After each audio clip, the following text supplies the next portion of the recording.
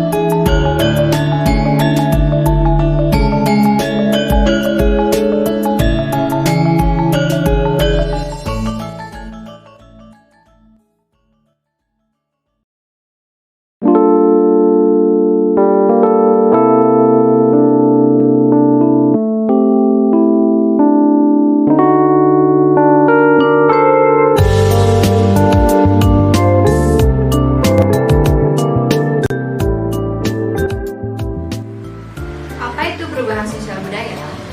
Perubahan budaya adalah perubahan yang terjadi pada unsur budaya manusia, baik berupa artefak, benda, maupun ide gagasan. Perubahan sosial dan perubahan budaya merupakan hal yang berbeda, namun memiliki kaitan satu sama lain. Perubahan budaya dapat menyebabkan terjadinya perubahan sosial dalam masyarakat. Perubahan budaya yang terjadi banyak dipengaruhi oleh modernisasi yang kemudian dapat menimbulkan gejala perubahan sosial.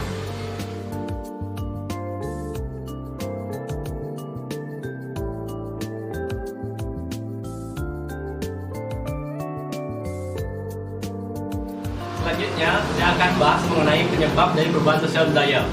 Penyebab dari perubahan sosial budaya bagi menjadi dua. Yang pertama yaitu penyebab internal dan yang kedua adalah penyebab eksternal.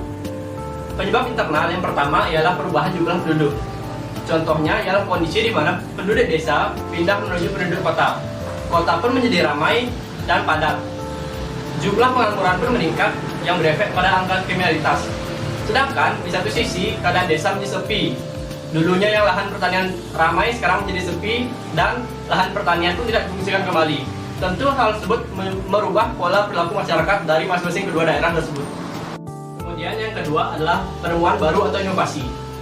Penemuan baru berupa alat, gagasan ataupun ide tentu akan berefek pada pola perilaku masyarakat. Tentunya masyarakat akan mengikuti apa-apa saja yang baru yang diterima oleh mereka. Selanjutnya yang ketiga adalah konflik di masyarakat. Konflik di masyarakat akan menyebabkan kerugian jiwa ataupun materi.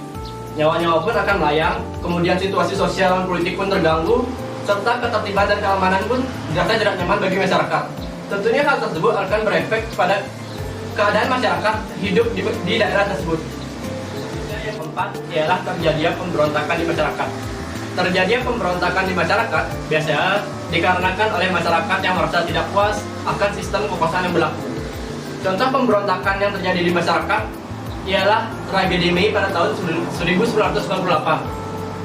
Itu merupakan salah satu titik balik di mana masyarakat berubah perilakunya.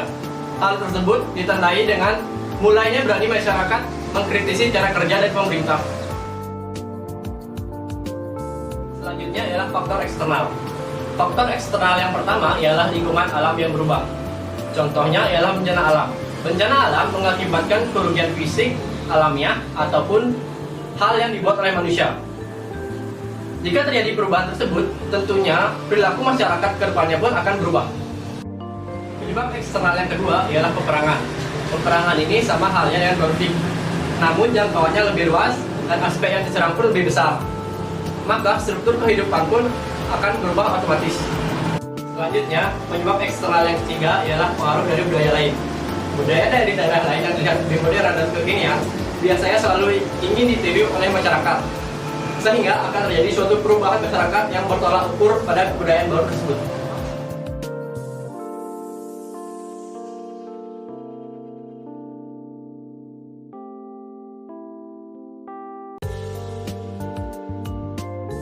Kontak dengan budaya lain, misalnya kontak dagang antara pedagang Nusantara dengan pedagang India, Arab, dan pedagang lainnya di negara lain, yang menyebabkan kebudayaan mereka saling mempengaruhi satu sama lain sehingga terjadinya perubahan sosial budaya. Penduduk yang heterogen. Masyarakat yang heterogen memudahkan terjadinya perubahan sosial budaya. Hal ini dapat dilihat pada masyarakat Indonesia. Penduduk Indonesia terdiri atas bermacam-macam suku, ras, dan budaya. Sikap mudah menerima hal-hal baru. Suatu perubahan akan berdampak besar apabila masyarakat mau menerima perubahan baru, terutama perubahan yang bersifat menuju kebaikan. Kurangnya hubungan dengan masyarakat lain. Masyarakat yang kurang berhubungan dengan masyarakat lain mengalami perubahan yang lambat. Hal ini dikarenakan masyarakat tersebut tidak mengetahui perkembangan masyarakat lainnya yang dapat memperkaya kebudayaan sendiri. Masyarakat yang bersikap tradisional. Umumnya, masyarakat tradisional memang kuat adat istiadat yang ada. Mereka menolak segala hal baru yang berkenaan dengan kehidupan sosial. Adat dan kebiasaan diagung-agungkan. Sikap ini menghambat masyarakat tersebut untuk maju. Prasangka buruk terhadap unsur budaya asing. Sikap demikian sering dijumpai pada masyarakat yang pernah dijajah oleh bangsa lain. Pengalaman-pengalaman tempo dahulu menyebabkan mereka senantiasa berprasangka buruk terhadap budaya asing. Akibatnya, mereka menolak segala hal baru, terutama berasal dari bangsa asing, walaupun akan membawa perubahan ke arah yang lebih baik.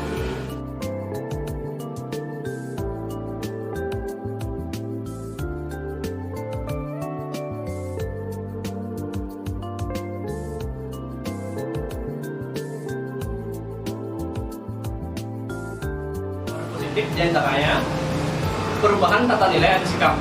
Semakin modern, maka pola pikir masyarakat biasanya semakin logis dan rasional, sehingga semuanya harus berdasarkan fakta atau informasi yang didapat.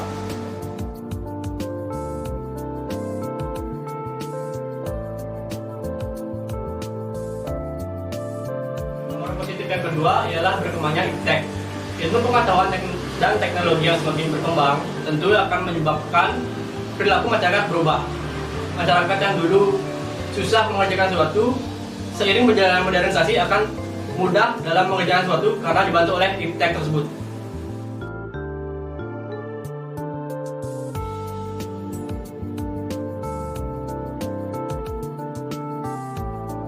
Faktor positif yang ketiga ialah meningkatnya efektivitas dan efisiensi. Hal ini berhubungan dengan pengaruh positif yang kedua, yaitu berkembangnya iptek. Dengan kemajuan iptek, tentunya apa-apa bersifat efisiensi dan efektivitas.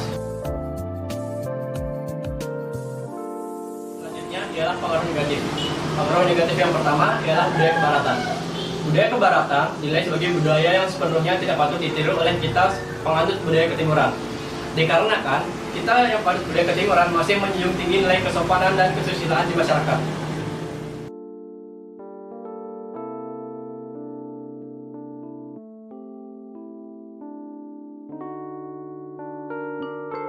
Kenakalan remaja. Semakin berkembangnya modernisasi, maka adat istiadat berupa kesopanan dan kesusilaan pun mulai ditinggalkan. Dan remaja pun mulai mengabaikan kedua hal tersebut. Efeknya ialah mudahnya terjadi kenakalan remaja di masyarakat.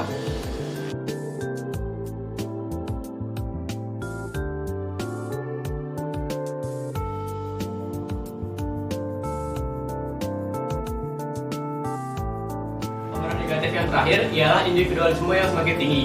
Semakin berkembangnya modernisasi, otomatis perkembangan iptek semakin besar. Seseorang cenderung akan lebih dekat dengan barang elektronik, sehingga rasa individualisme pun meningkat.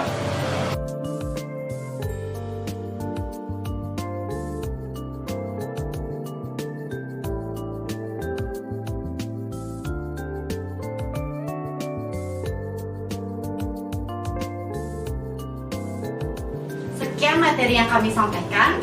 Tetap semangat belajar ya. Dan tetap jaga kesehatan.